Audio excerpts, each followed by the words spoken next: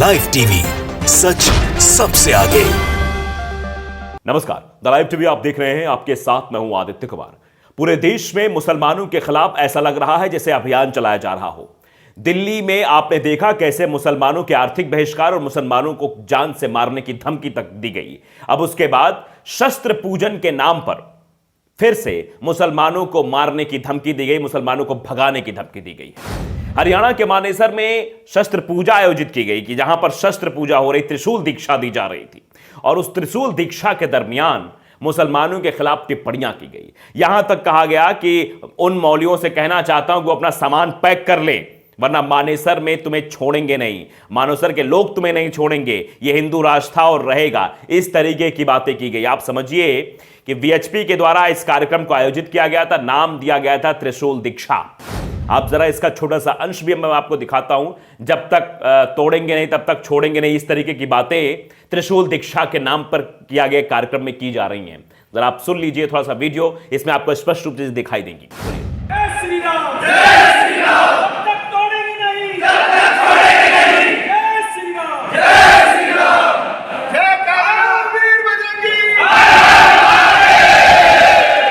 तो आप देख रहे हैं ये ऐसा क्यों हो रहा है, पहले हम इस पर सवाल करना चाहते हैं, फिर आपको आगे घटनाक्रम बताएंगे। दरअसल ये इसलिए हो रहा है क्योंकि बड़ी कुर्सियों पर बैठे हुए लोग बिल्कुल शांत हैं, जिनको जिम्मेदारी दी गई है कि अल्पसंख्यकों के हितों की वो रक्षा करें, वो बिल्कुल शांत है, वो बोल नहीं रहे। इसी वजह से एक के बाद एक लगातार मुसलमानों के खिलाफ इस तरीके का अभियान चलाया जा रहा है, जहां उनको भगाने की बात की जा रही है, जहां उनके जो धार्मिक गुरु हैं, जो मौलवी होते हैं, उनको मारने की बात की जा रही है कि मानेसर के लोग तुम्हें नहीं छोड़ेंगे, भगा देंगे यहां से। इस तरीके की चीजें हो रही हैं और ये जिम्मेदारी बनती है देश के महामहिम की भी और देश के प्रधानमंत्री की भी कि ऐसे लोगों पर सख्त कार्रवाई की जाए जो देश के अल्पसंख्यकों को नुकसान पहुंचाने की बात कर रहे हैं, जो अल्पसंख्यकों के आर्थिक बहिष्कार की बात कर रहे हैं, जो अल्पसंख्यकों को यहां से भगाने की बात कर रहे हैं। लेकिन नहीं हो रहा है, इसीलिए बार बार घटनाक्रम सामने आ रहे हैं। ये ट्वीट भी किया जा रहा है, जावेद पाटिल की तरफ से ट्वीट किया गया है बाकायदे कि मैं उन मौलवियों से कहना चाहता हूं अपना सामान पैक करो, वरना मानेसर के लोग तुम्हें नहीं छोड़ेंगे। सीधे सीधे लिखा गया है। यह हिंदू रास्ता और रहेगा, ये उस मतलब जो रैली थी वहां यही कहा गया। आतंकी संगठन वीएचपी द्वारा आयोजित इस कार्यक्रम में त्रिशूल दीक्षा के नाम पर मुसलमानों के खिलाफ भड़काया गया है। आप समझिए, त्रिशूल दीक्षा तो एक बहाना था, असल में मुसलमानों के खिलाफ जहर उगलना था। सीधे तौर पे आप समझिए इसको। बाकायदे देखिए हेडलाइंस भी लिखी हुई जनसत्या की, हरियाणा में वे मौलवी अपना सामान लपेट ले, समेट ले, वरना छोड़ेंगे नहीं। त्रिशूल दीक्षा कार्यक्रम विश्व हिंदू परिषद की धमकी है। यह सीधे तौर पर धमकी दी जा रही है। वीएचपी के संयुक्त महासचिव सुरेंद्र जैन ने कहा कि कोई आपके घर में घुसकर मस्जिद बनाएगा, आप स्वीकार करोगे? भोरा कला में जो हुआ वह कल गुड़गांव, मानेसर, हरियाणा और देश में हो सकता है। इस तरीके का वहां पर जो है माहौल तैयार किया जा रहा था, जो त्रिशूल दीक्षा दी जा रही थी। धमकी भी दी है कि उन्होंने कहा कि इस घटना को मुसलमानों द्वारा लैंड जिहाद की एक बड़ी साजिश का हिस्सा करार दिया गया है। आपने लव जिहाद सुना होगा, चूड़ी जिहाद सुना होगा, अब ये लैंड जिहाद लेकर आए हैं। मतलब आप समझिए, पता नहीं कहां कहां से लोग शब्द निकालते हैं। इनके शब्द के बारे में आप सोचेंगे तो आपको भी हंसी आएगी। लव जिहाद निकाला, फिर उसके बाद चूड़ी वाले को एक पकड़ा था, उसमें चूड़ी जिहाद निकाल दिया। फिर अभी करवा चौथ पर क्या कहा था कि जो है मेहंदी में मुसलमानों से नहीं लगवाएंगे। इस तरीके के जो ऐलान हैं, ये जो चीजें की जा रही है, अब लैंड जिहाद लेकर आया गया है, ये सिर्फ और सिर्फ नफरत फैलाने का एक नया प्रोपेगेंडा है, इसके अलावा कुछ नहीं है। मानेसर में ये कार्यक्रम आयोजित हुआ जिसमें महिलाएं भी इकट्ठा थी और बच्चों समेत करीब 100 से ज्यादा लोग थे। कार्यक्रम में जैन ने बताया कि 12-13 साल पहले 3 मुस्लिम परिवार भोरा कला आए थे। उन्होंने नमाज के लिए जमीन मांगी और धीरे धीरे मौलवी एवं अन्य बाहर लोग यहां आने लगे। तो आप समझिए, इस तरीके की चीजें फैलाई जा रही, कोई अपने धर्म का विस्तार करना चाह रहा, कोई शांतिपूर्वक, कोई विध्वंस तो नहीं फैलाया जा रहा था। इसमें थोड़ी सी आपने जमीन दे दी, वो रह रहे, अपने समाज अपने धर्म का वो आगे बढ़ा रहे हैं, तो उसमें आपको सहयोग करना चाहिए। आप भी अपने धर्म को आगे बढ़ाइए। लेकिन ये क्या है कि हम मौलवियों का बहिष्कार कहेंगे, ये करेंगे, वो करेंगे। कह रहे हैं कि ईंटों से मस्जिद बनाने की कोशिश की। उन्होंने कहा कोई आपके घर में घुसकर मस्जिद बनाएगा, स्वीकार करोगे?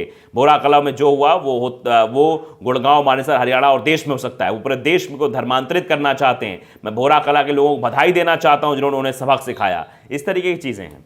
कहा कि उन मौलवियों को कहना चाहता हूं अपना सामान पैक करो, वरना मानेसर के लोग तुम्हें नहीं छोड़ेंगे। यह हिंदू रास्ता और रहेगा। ये बातें कही जा रही है। और वहीं मस्जिद में नमाज अदा करने वालों का कहना है कि मस्जिद एक निजी जमीन पर बनी है और वहां मरम्मत का काम चल रहा था। गांव के सरपंच ने भी कहा था कि स्थानीय लोगों को मस्जिद में से कोई आपत्ति नहीं है और मस्जिद में घुसने वाले लोग बाहरी थे। पुलिस ने घटना के सिलसिले में 8-10 लोगों के खिलाफ मामला भी उस वक्त दर्ज किया था। आप इस बात का अंदाजा लगाइए, मस्जिद बन रही थी, मस्जिद में मरम्मत का काम चल रहा था, तो उसमें विवाद खड़ा करने की क्या बात हो गई। त्रिशूल दीक्षा में आप इस तरीके की बात करें, ये हिंदू राष्ट्र था, हिंदू राष्ट्र ही रहेगा। कहां से हिंदू राष्ट्र है? यहाँ तो सभी धर्मों के लोग रहते हैं और सभी धर्मों के लोगों के लिए अलग मतलब संविधान में निहित किया गया कि सब सर्वधर्म हिताय, यानी सब धर्मों के हित की बात यहाँ की जाती। तो इस तरीके से नफरत फैलाने वाले लोग कौन हैं? ये कौन आ जाते हैं जो हर समय मुसलमानों के खिलाफ जहर उगलने काम करते? कहीं भी अभी आपने देखा कि दिल्ली में किस तरीके से भारतीय जनता पार्टी के लोग ही शामिल थे। भारतीय जनता पार्टी के लोग यानी सांसद प्रवेश वर्मा भी थे, जिन्होंने मंच से ऐलान किया कि मुसलमानों का आर्थिक बहिष्कार किया जाए। और साथ ही साथ आपने देखा किस तरीके की चीजें वहां पर जो बाबा लोग आए थे, जो हिंदू राष्ट्र सेना अपने आप को कह रहे थे, हिंदुत्व का एजेंडा चला रहे थे, वो लोग किस तरीके का जहर उगल रहे थे, ये सब तो आपने देख ही लिया होगा। क्या उसके बाद दिल्ली पुलिस को यह दिखाई नहीं दिया? क्या उन लोगों पर कार्रवाई हुई? क्या उन लोगों को जेल भेजा गया? क्या उन लोगों को समन भेजा गया, नोटिस भेजा गया कि आपने इस तरीके की भाषा का इस्तेमाल क्यों किया है? नहीं भेजा गया है और ना ही भेजा जाएगा। इसीलिए शायद उन लोगों का मनोबल बढ़ता जा रहा है और ये छोटे छोटे कार्यक्रम और हो रहे हैं। दरअसल ये 16 अक्टूबर को जो वीएचपी ने मानेसर में त्रिशूल दीक्षा कार्यक्रम आयोजन किया था, उसमें सुरेंद्र जैन जो उसके अध्यक्ष बने घूम रहे थे, उन्होंने कहा कि 12-13 साल पहले केवल 3 मुस्लिम परिवार भोरा कला आए थे। उन्होंने बकरी चराने वाली जमीन पर नमाज पढ़ने की अनुमति मांगी थी। उस वक्त तय हुआ था कि कोई मौलवी बाहर से नहीं आएगा, लेकिन धीरे धीरे बाहर से लोग आने लगे। उन्होंने ईंट उठाई और वहां जो है मस्जिद बनाने की कोशिश की। कोई आप घर में घुसकर मस्जिद बनाएगा, आप स्वीकार करोगे? ये जो हो रहा है, ये कल मानेसर, हरियाणा और गुड़गांव, पता नहीं कहाँ कहाँ होगा। पूरे देश को धर्मांतरित करना चाहते हैं, उनको सबक सिखा दिया गया है, ऐसा कर दिया गया है। आगे फिर पुलिस वालों को भी ऊपर भी निशाना साधा गया है। मेवात में बड़े पैमाने पर गोहत्या हो रही है, लेकिन पुलिस कार्रवाई करने की हिम्मत नहीं कर रही, उनको सजा देते हैं। हमारे मानेसर के बजरंगी घर में घुसकर मारते हैं। मतलब आप समझिए, सीधे तौर पर बताया जा रहा है पत्रकारों के सामने कि हम तो घुसकर मारते हैं घर में लोगों को, यहां पे गोहत्या उन्हें पुलिस कुछ कर नहीं रही है। अरे अजीब बात है। मतलब आप कानून को हाथ में ले लेंगे क्या? हम ये नहीं कहते अगर कोई गलत करता है, गौहत्या करता है, तो उसकी शिकायत करिए, आप उस पर कार्रवाई करवाइए, जो भी ऐसे कृत्य करता है। लेकिन आप कानून को हाथ में लेकर हम खुद मारेंगे, हमारे बजरंगी मारते हैं, इस तरीके की बातें कही जा रही हैं। अपने राष्ट्र, धर्म और मातृभूमि की रक्षा के लिए, अपनी माताओं और बहनों के सम्मान के लिए हम हथियारों का इस्तेमाल भी कर सकते हैं। मतलब सीधे सीधे ये चेतावनी है। आप अपने आप को सिद्ध करने के लिए, अपने आप को बताने के लिए आप दूसरे धर्म के लोगों के सीधे तौर पर मारने की बात कैसे कह सकते हैं? क्या पुलिस, कानून और संविधान नहीं है हमारे देश में?